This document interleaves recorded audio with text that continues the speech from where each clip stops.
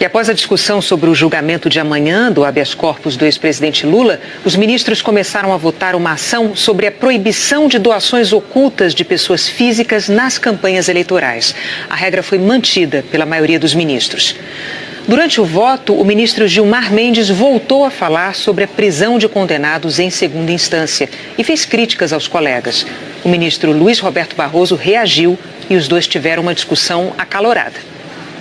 Gilmar Mendes disse que as duas ações declaratórias de constitucionalidade, lembradas mais cedo na sessão pelo ministro Marco Aurélio, relator das duas ações, e outros habeas corpus, já deveriam ter entrado em pauta, sido analisadas no plenário. A pauta é definida pela presidência. Também entendo que deveríamos ter já discutido as ADCs. Então nós precisamos colocar os habeas corpus, voltar à prática, e que eu acompanho o Supremo em que a pauta era semanal. E nunca houve dúvida sobre pauta de habeas corpus. Eu não sei que tipo de política que nós estamos desenvolvendo. Os processos precisam ser julgados. Na turma não há nenhuma dúvida em relação a isso. Portanto, nós precisamos discutir em sessão administrativa sobre o que se concebe como pauta. Porque eu tenho ouvido falar tanta coisa sobre a pauta que parece que é de um outro Supremo.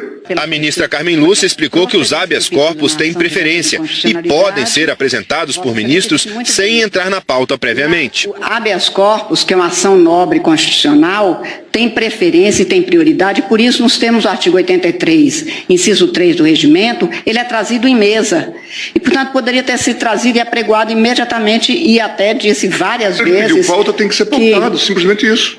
Sim, e por isso perguntei ao ministro Fachin exatamente hoje se, considerando que anteontem houve uma decisão, se eu poderia chamar hoje. E ele disse que então chamaríamos amanhã. Foi exatamente isso que aconteceu. Nos termos do artigo 664 do Código de Processo Penal, a primeira sessão seria hoje. E por isso passamos para amanhã até para que o ministro tivesse o aviso a ser dado. Gilmar também criticou a retirada da pauta sobre o julgamento do auxílio moradia dos juízes, que estava marcado para amanhã. Agora vejo que estávamos preparados para julgar o auxílio moradia e agora ele vai para uma Câmara de Conciliação da AGU. Eu sou muito sensível ao pleito dos magistrados, defendo a ideia de que haja uma uniformização dessa temática. Agora, todos sabem que essa questão, a ideia do auxílio moradia custa 1,2 bi por ano à União. O ministro Luiz Fux, relator desses processos, esclareceu que retirou o assunto da pauta atendendo a um pedido das partes. Só para não deixar mal entendido, houve um fato superveniente. As associações e a União têm pendências constitucionais.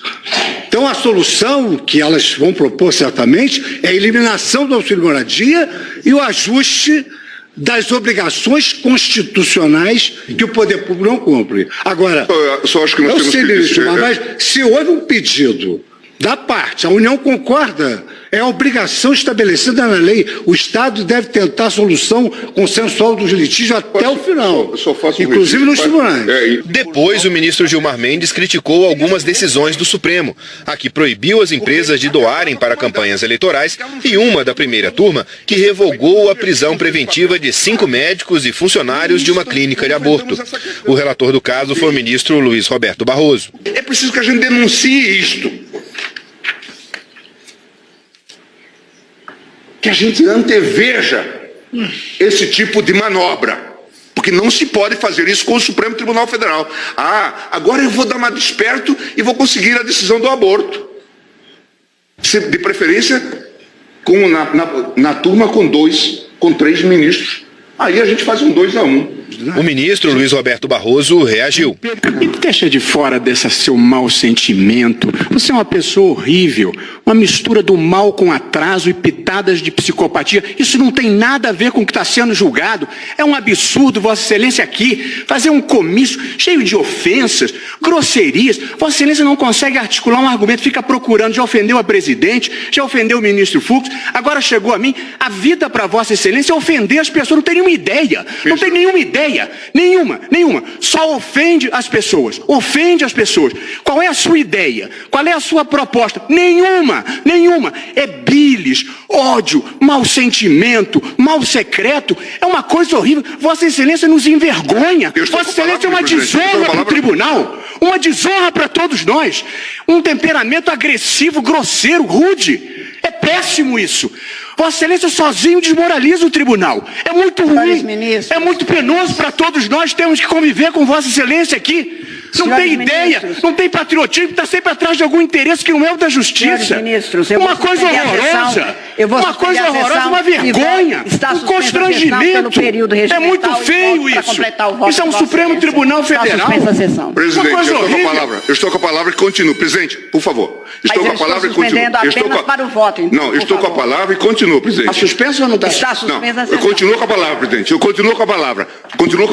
Presidente, eu vou recomendar ao ministro Barroso que feche o seu escritório. Feche o seu escritório de advocacia. Dispensa a sessão, dispensa a sessão.